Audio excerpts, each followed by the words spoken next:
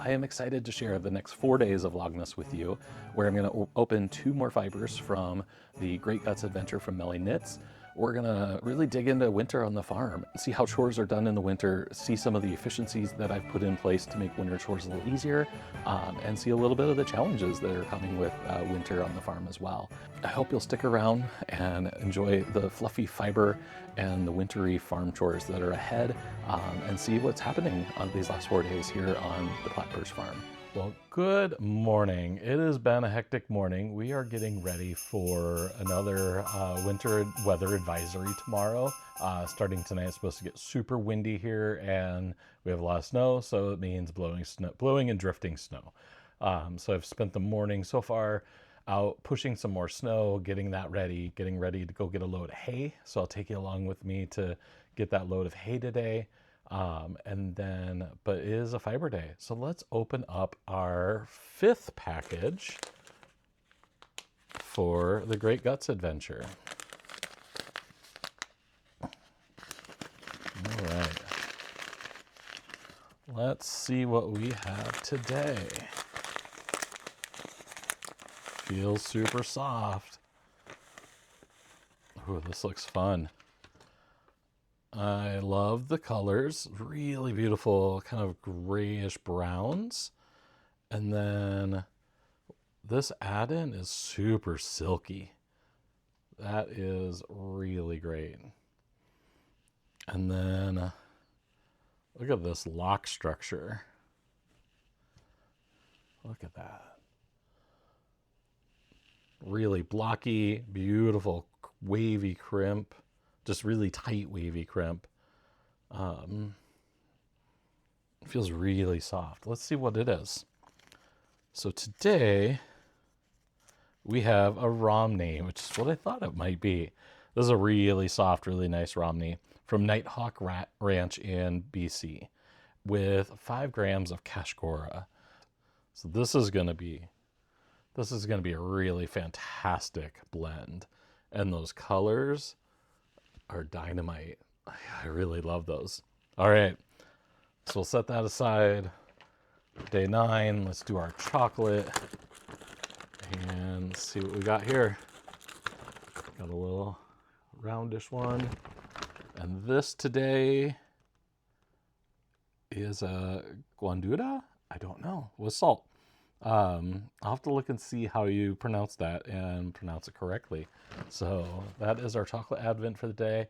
I am gonna jump in the truck and head off to pick up some hay before the wind picks up, so I have the barn fully stocked. We'll see you there. Bye.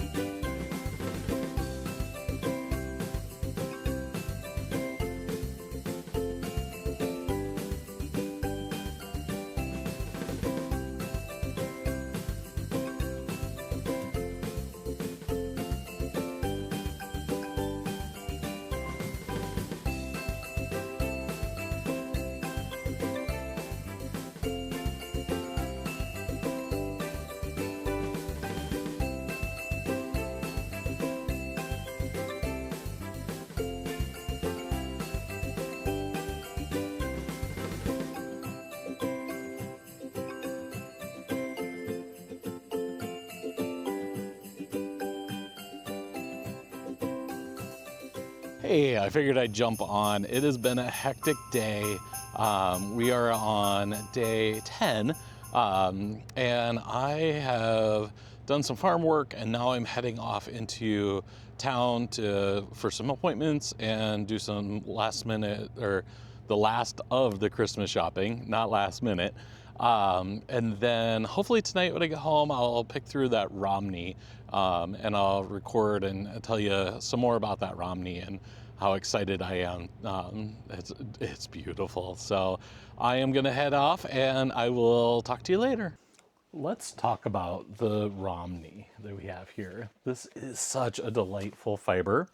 The Romney breed is such a great example of how breeds adapt over time to their environment. And I think this is one of the things that really drives me to want to save rare and endangered livestock breeds, because they have gone through centuries of adaptation for particular climates and regional diseases, parasites, climate, like so much. And so the more that we hold that diversity, I think that sets us up for a stronger, more sustainable future. And the reason I say that is about the Romneys is they came out of the Romney Marsh, which is in the southeast coastal area of England, and it's a very wet, marshy, obviously, area. And that's the type of environment that sheep can really struggle in, because of all that moisture can really wreak havoc on their hooves. It can wreak havoc on their wool, can really cause a bunch of different issues that don't happen in some other sheep. And the Romneys have adapted to be able to overcome that. And I think that is really amazing. It's a super versatile fiber. I love to recommend this one as a starting for spinning, just because it's a joy to spin with. It has a good grip. It has usually a nice feel to it. Romney can range quite a bit. There's quite in the softness of Romney. So in North America and in the UK, we usually range around 29 to 35, 36 microns. Whereas in New Zealand, you'll see them range from 33 to 37. You'll see staple length anywhere from 4 to 8 inches. So they're considered a long wool. So some will shear them twice a year, some will shear them once a year. I think once a year is probably what I know the most of. And I'm more familiar with the softer side of the Romneys. But there are some that are a longer staple that are a little bit coarser. So I think that variety is interesting as a hand spinner to this breed. And this one is a joy to pick. Oh my gosh, it is silky, it is fluffy. It's just I am not a picker. I do not love to pick fiber, but this one I could probably pick all day. It is just a beautiful lock. You can see the curly tips. So this is a lamb, and the tips are strong. They're not brittle. They're not breaking off. And so this is just a really beautiful fiber. So I'm really excited to see what comes of this. And paired with this is the Kashgora. And Kashgora is something that I'm learning about. I don't know a lot about, but in doing a little bit of reading, it appears to be that Kashgora it is from Angora goats, but it's not necessarily classified as cashmere. It doesn't fall into into the specifications to be called cashmere, but it's also finer and softer than a mohair, and so it's this in between area. This one is just really smooth and silky, and this color goes really well with this Romney that Melly paired it with.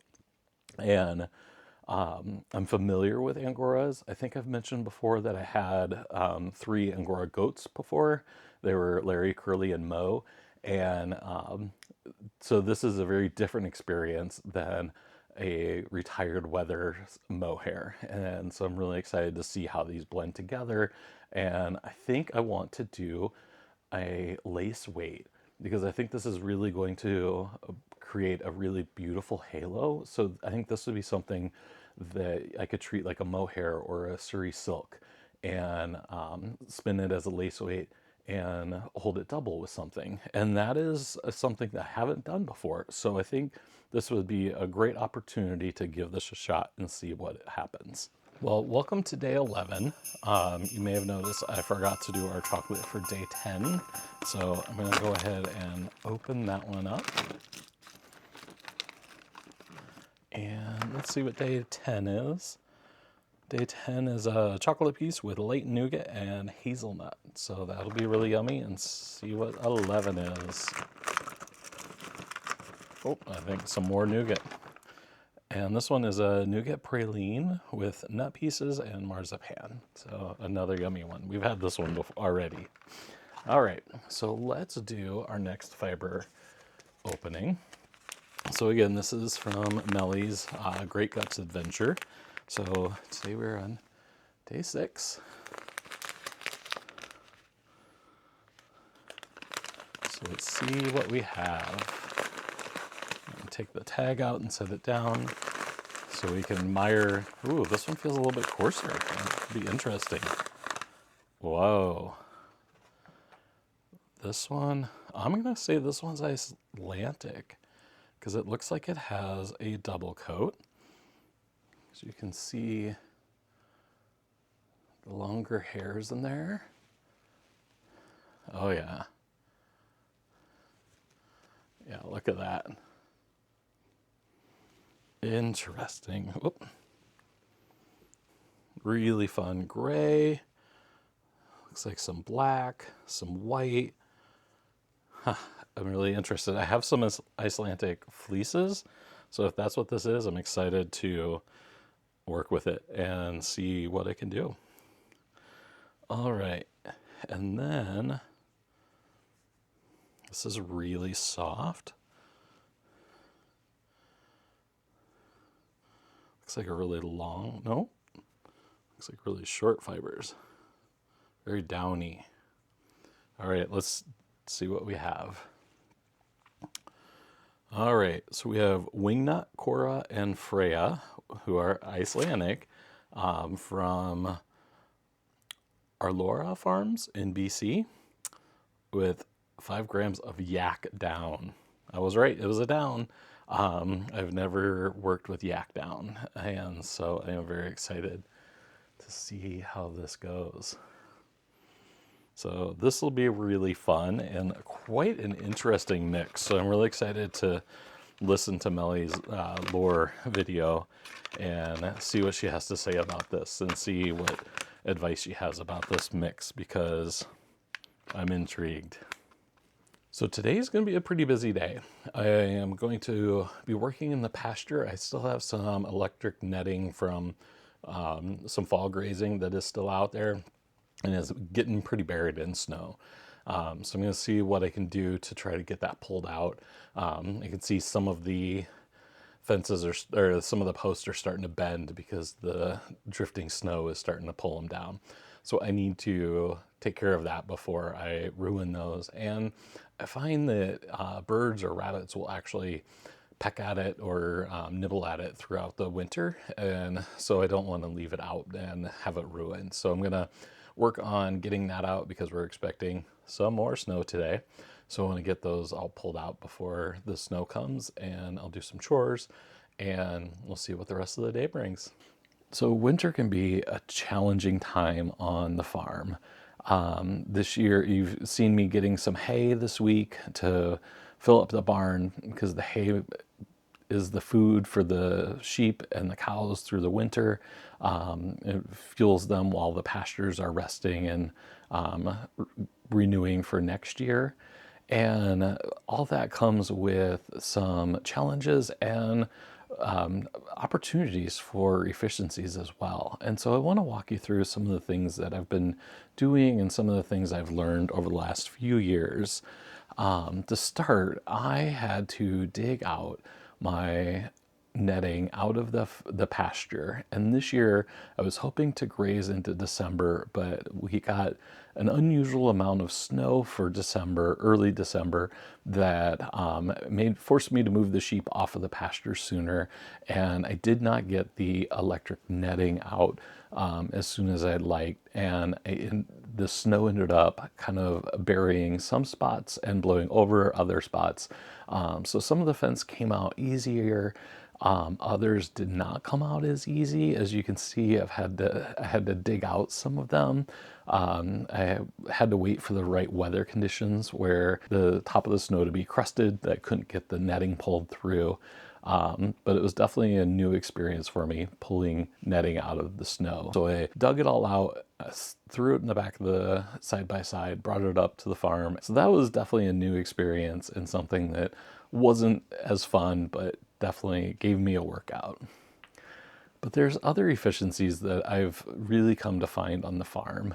And one of them is my watering system, trying to find a way to move water from the hydrant into the watering tanks for all of the different livestock. I have hoses that I have devised a way to string them through the rafters to each of the waters. So that allows the hose to go up and then down. And so what it does is after I'm done using the hose, I disconnect it and it allows the hose to drain out so it doesn't freeze.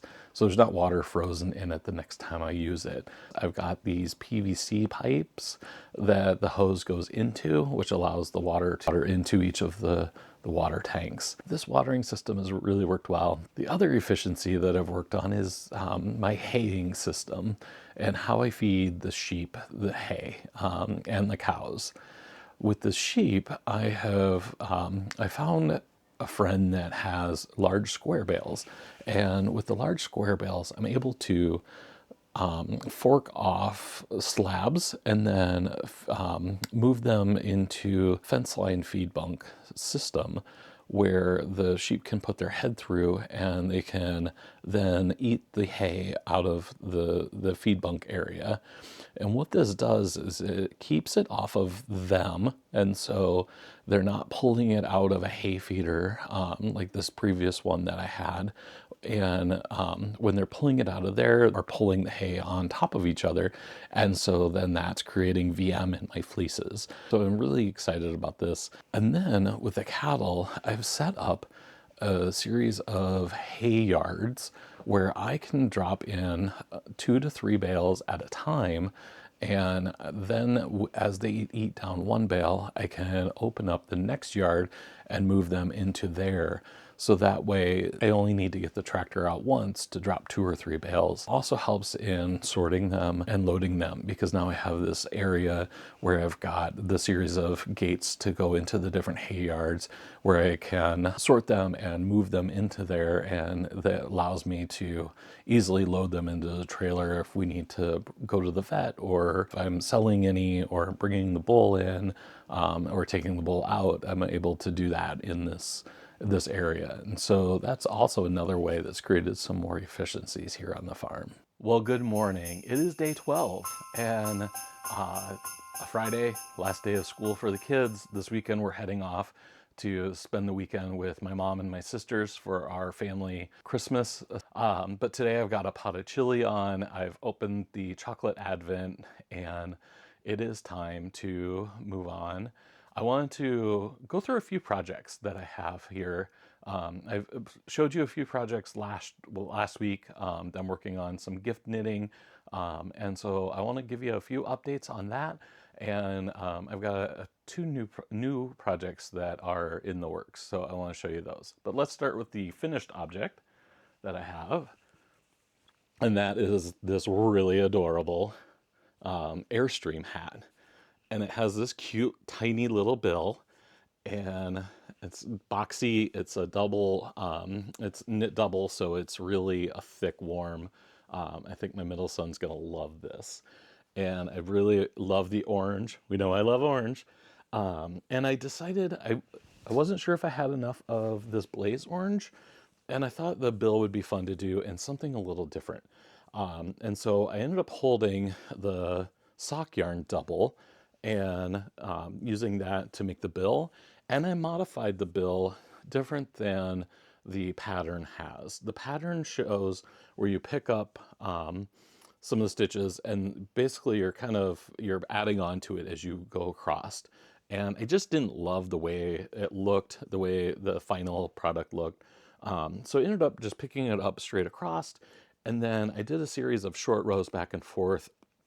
And then I put the live stitches on a like a barber cord, a stitch holder. And then I went in and I picked up across the bottom. I knitted it just a little bit longer because I wanted it to set back a little bit. So hopefully that helps it kind of protrude out like a bill, which it seems to be. And then I did my short rows and I ended up doing a Kitchener stitch across the front to bind that off with the plastic bill cut out in the center, or in between those two layers. So I'm really happy. I think that turned out super cute. So that project is done. That feels great. And then I am continuing to work on the sibling sweater. I have my first cuff is done and I'm working on the second cuff, and then I will pick up the collar. And I don't have enough of these two. The bottom cuff and the arm cuffs are two different yarns, so they're just a little bit different color, but similar enough that from a distance you can't tell. But I don't think I'm going to have enough of either of those to do the collar. And so I'm trying to figure out what scrappy color or scrappy yarn I want to do in the collar. So once I get the last cuff knitted, I will work on that. I've made some progress on the talo hat. I ran into a little bit of a challenge. You'll see here, I ended up, from what I was counting, I had the right number of stitches, but it's quite possible that I was miscounting because brioche can be a hard stitch to count because you've got those pairs that go together as well, a single stitch and so forth. And this is only my second time knitting brioche. So I started going and I realized something's not right here. And originally I thought what I was doing was I was pulling these, the in-between here too tight. And then I threw it out to Instagram, and my friend Kevin out there had asked some really good questions to help me think about, okay, what's happening here? And so I was able to see, okay, I think I have the right number of stitches, but it doesn't seem to be landing right. So I wasn't finishing one of my colors according to the pattern. And so I knit two together. It doesn't look great, but it's a kid's hat. They're going to beat it up. It's going to be fine. And this is a learning experience. So I knit two together and then continued on with doing the correct pattern, and it looks much better. So I'm excited to keep working on this one. I've got about an inch or so more, and then I'll start doing a decrease, and I'll probably make a little pom-pom for the top of this one. So that is really fun. So those are in progress, and then a couple new ones I'm working on.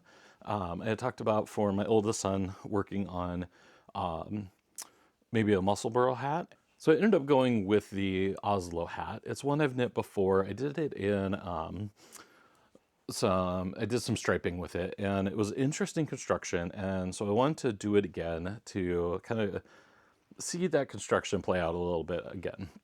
And it's a great hat. I wanted something in stockinette, something that was just easy to knit, because between the 2x2 ribbing of the Airstream hat, between the 1x1 ribbing of the cuffs and the brioche, my hands are a little tired of doing some purling.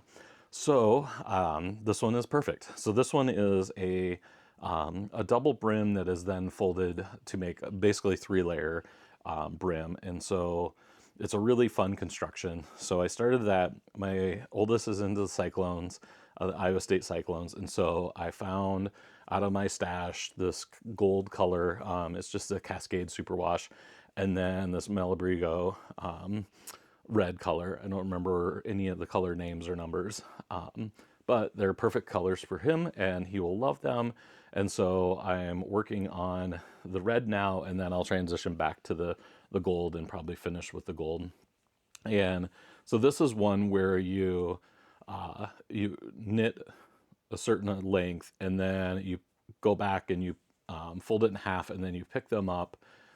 You pick those stitches up, and then you work on a turn, and then you continue to knit the body of the hat. And normal, I think last time I did a provisional cast on, so I was able to pick up those live stitches and knit those together. And this time I thought I'd try something a little bit different. And so what I did was I cast it on. I did a regular long tail cast on with the number of stitches required.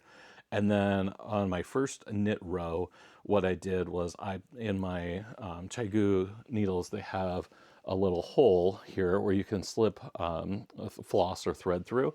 So what I did was I slipped a piece of yarn thread through there, and I doubled it so it was a little bit thicker, and I did it in the red so it popped out on the yellow. And what I did was I held that, or I pulled that through on my first knitted row. And so what it did was basically gave me like a lifeline. Let's see if I can show you here.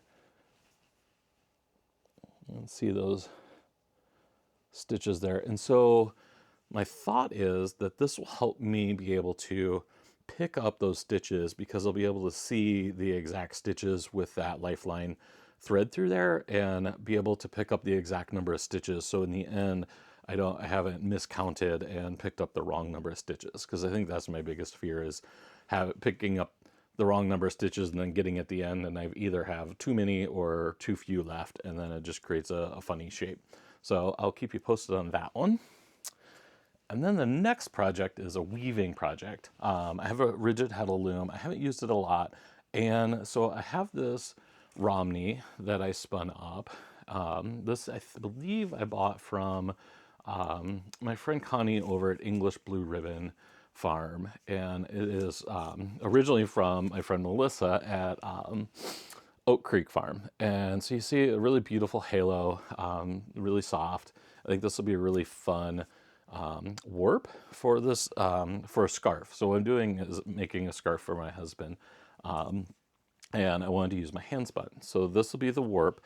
And then this one here is a BFL from Fossil Fibers that is one of the first comb top braids that I spun. And I love BFL. It's just a fun fiber. It's just soft, it's squishy. I think this will make a really beautiful scarf. The colors are fun.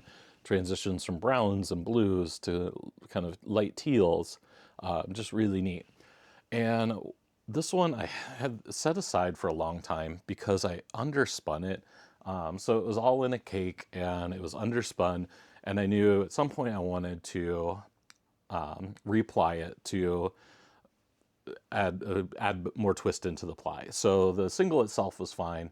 It was the plying that was a little bit too loose, and plied it again and much happier with the way it turned out. So I replied that, I washed it, let it bloom again. And so now I'm going to use this as the weft for, I think I'm just going to do a basic weave. I might look at a few patterns and see if there's some interesting patterns that might be an easy beginner that I can use. So stay tuned. We'll see how those go. I'm going to warp that loom today and get that project started. So that is the catch up of gift knitting, and the rest of the day I am, after I get that warped, I'm going to go out and do some more chores. All right, let's talk about Day 6 fiber from Melly Knits, from the Great Guts collection. So I was really curious. So this is a really interesting combination. She has 3 different colors of Icelandic. And I forgot that Melly's start was through Icelandic.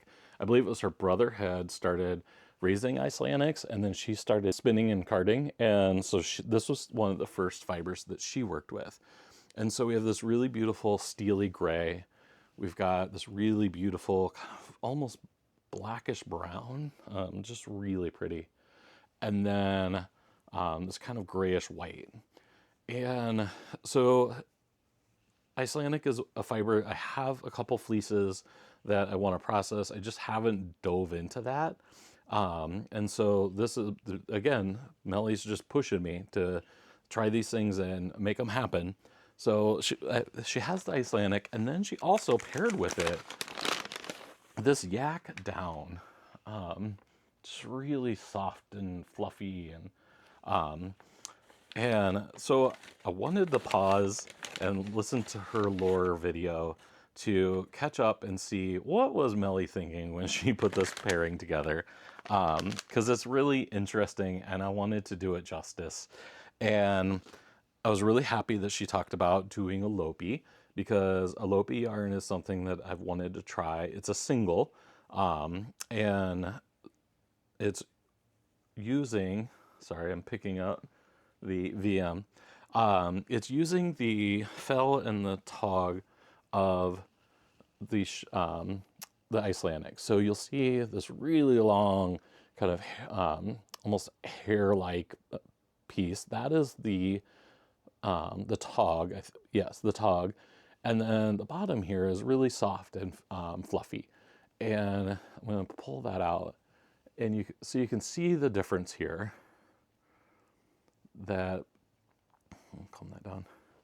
So this is long, a really long, coarser fiber, and this is really fluffy and light.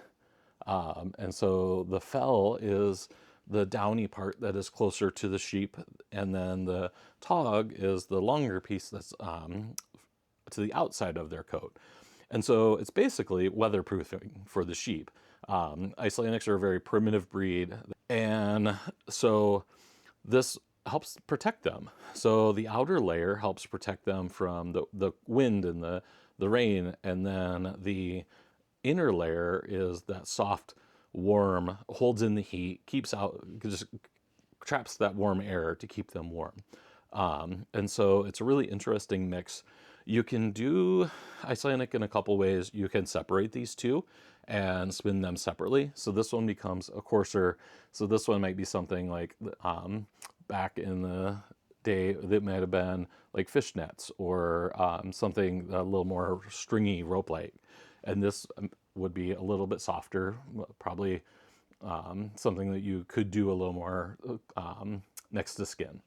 And when you put them together, Melly explained this really well, how what it does is you put kind of a low twist into the combination of these. And what it does over time, because Icelandic is really great at felting, which apparently is something to consider when scouring.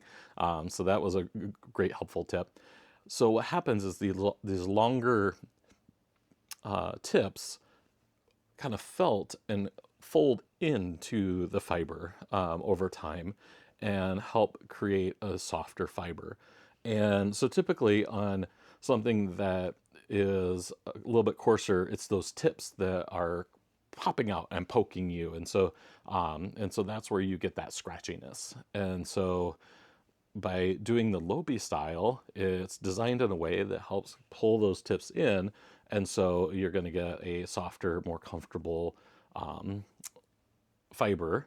And Lopi sweaters are kind of all the rage right now. And so just being able to understand and know that construction, I think will be really fun. So I will pick through this and work on carding it and see how that comes together. Probably won't get to this till next week because it's Friday and I've got those that loom to warp, and I've got the farm to get ready to be gone for an overnight this weekend. So I'm really excited to spin this, and I just really appreciate Melissa putting together an amazing guts collection. I'm only halfway through. Everybody else is wrapping up today, that is doing days 1 through 12 consecutively, but because I'm doing them every other day, I'm only halfway through, which is exciting because it's stretching this, but not exciting because everyone else is talking about it and I'm missing out. So I've gotten a few spoilers inadvertently about what's coming up. That's all right. I'm really excited about it anyway. I am ready to wrap up day 12, and I have a few things I wanted to show you before we close out the day. But I hope you've enjoyed this, the last 4 days of Vlogmas. I really have. I really enjoyed opening these fibers. I'm really over the moon with this advent that I've gotten from Melly Knits. I'm only halfway through. I'm really excited to open up the last 6 over the next couple videos. And I am going to show you a couple that I've spun up, and I got a package in the mail today. So let's go through those quick.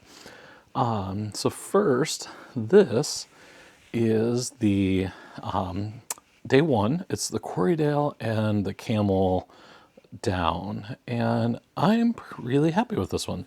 This turned out really nice.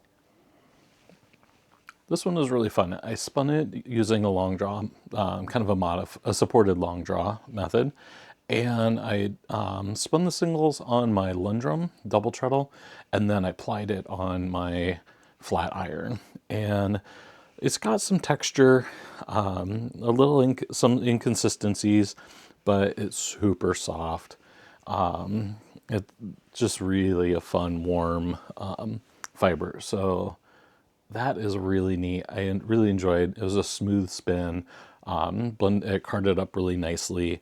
The camel down, I think, just adds a really fun, light texture and color to it. So that one was really neat. And then the next one is the long wool. It's the Border Leicester.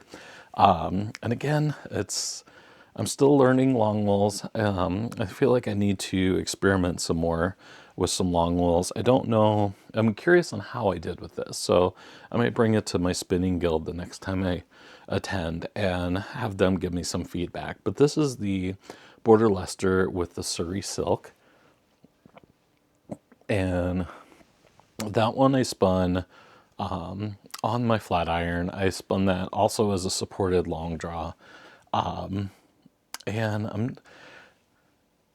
I'm not sure. I may have applied the single a little tight, or I may have spun the single a little tight. And I think the ply is pretty good. It's a little bit looser than I'm used to, but I think that it fits really well with this because it really has some nice drape to it. And that color is really just beautiful. So those are the first of them that are spun up. I've got the bison on the wheel right now, or the fin and the bison combination. I have that on the wheel, and so I'm going to continue to work through that this weekend. I also have, what was that one? I also have the CVM with the Angora. I have the CVM with the Angora. I had to remember what that one was. That I have carded up. So that'll be on the wheel next. And then I've got the 2 fibers from this week that need to be spun up. Before I let you go, I got a package in the mail. And this is something I ordered. Abundant Earth Fiber was having a sale. I don't remember when it was, but a couple weeks ago probably. And they are where I get my acid dyes. Because I don't do a lot of acid dyeing, I use them I use their wool tinctures, get that out of there, to do my dyeing with, and they are really fantastic. And I'll show you the colors.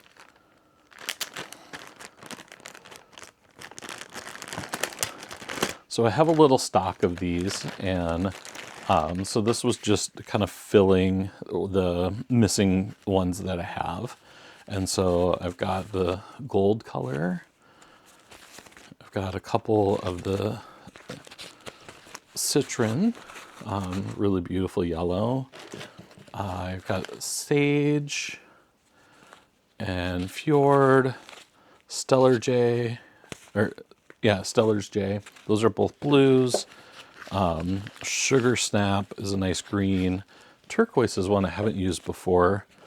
Midnight, I used a lot of that with my latest sweater spin. Pumpkin and Blood Orange are also some really cool ones. But they're super simple. They're like little tea packets that you drop into the hot water. Each packet has two packets of the dye and 2 packets of the citric acid to help set it. And each one, I think, dyes about 100 grams. Yeah, so each pack will dye about 200 grams of fiber. So that's pretty good. And so they had a sale on those, so I stocked up to fill up those. I just like having them on hand if I want to do a quick dye project. They're really great. And if you want to over dye something, or a wool sweater, or something that, or another protein fiber that you just don't love the color and want to over dye it, these are a really great way to do that. So I'm excited that those are in the mail, so I'm going to put them with that inventory, and I will see you next week.